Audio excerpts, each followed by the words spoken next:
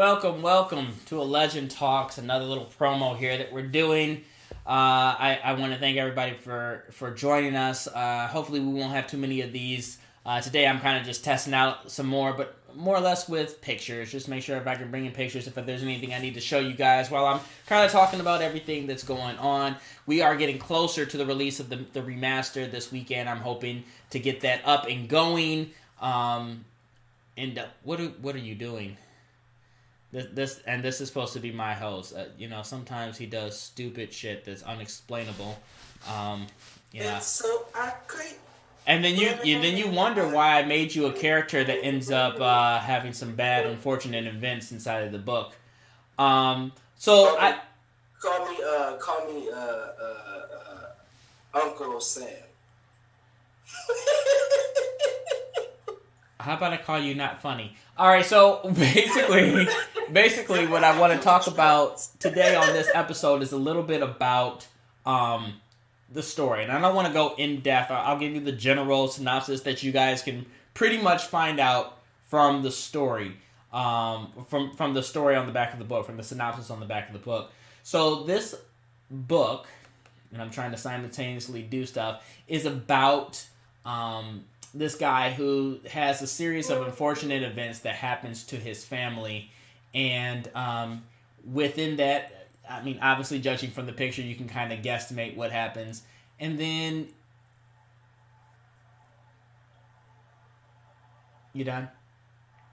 Go. I'm waiting on you to finish talking. It says it ends in 10 minutes. I don't know why we're not recording. So something happens to his family, and then he ends up getting sent inside of this whirlwind of events where the world is kind of corrupt and chaotic, and then come to find out that whatever happened to his family, the guy that's running the world to be chaotic is the same person that is responsible for his family. So Manny, just a quick question for you. How do you relate? Have you ever seen a story like this before? And what about the story catapulted you to have interest within it? No, I have not seen a story like this before. And what catapulted my interest in it was, A, you're my friend and I want to support you. But also, B, I think I am a fan of history and politics and different things like that. I enjoy that. That's a subject matter that I'm very vested in. And so to have a book that kind of deals with utopia/dystopia is kind of right up my alley, I would say. If I was going to pick a book, it would be this What one. is a movie, knowing that you have filmed with me with Filmatic, what is a movie But it that... actually is a film. It's called... What is a movie... Story. What is a movie that deals with dystopia that you've enjoyed? That's, I wouldn't say similar to it, but just another, because there's so many different dystopian movies. Is there one that comes to mind that you really, really thoroughly enjoyed? And is there... Elysium is one that comes What is to it? mind. Elysium with Matt Damon. That is definitely one of my favorite I movies. enjoyed that one. The Allegiance series, I enjoyed that one too, because that's kind of a dystopian political... You said Allegiance? Allegiant. That whole series, Divergent, Allegiant, okay, yeah. series, I enjoyed that one as well. Really? Yeah, I did actually enjoy that one. I know. Well, a lot of people that I know that I've talked to about that specific thing did not like it because they were fans of the book, and they're like, "Oh, the movie was nothing like," one of those kinds of people. I heard that. But for me, who's into film in terms of dystopian movie, watching that series, the first one was really good, but I didn't really dig the other two after that. Yeah, I enjoyed, but Elysium was one that just came to mind immediately.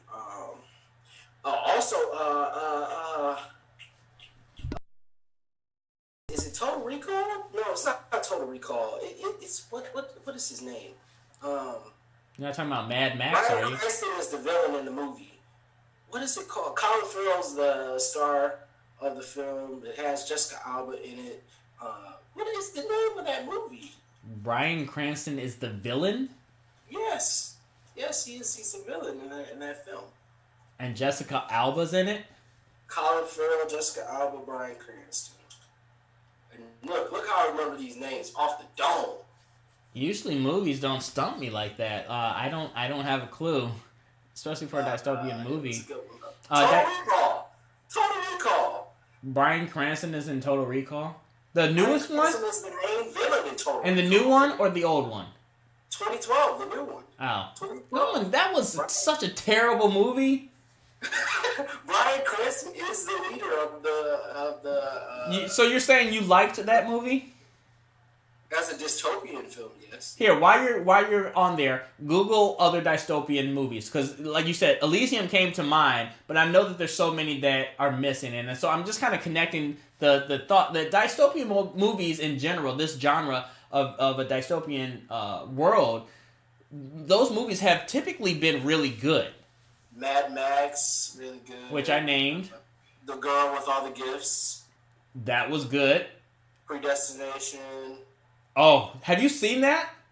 Still haven't got a chance to watch it yet. Bro, that's one of my faves. That movie, crazy. I think I've already reviewed it on Filmatic, but that movie, crazy. I love it. Let's see. There's some other ones, too. I'm waiting for you to name a bad one. I mean... Terminator. Okay, depending on which Terminator we're talking about, that could actually be a bad one, but go ahead. Because 2 was the best. Judgment Day. Yeah, I mean, they don't...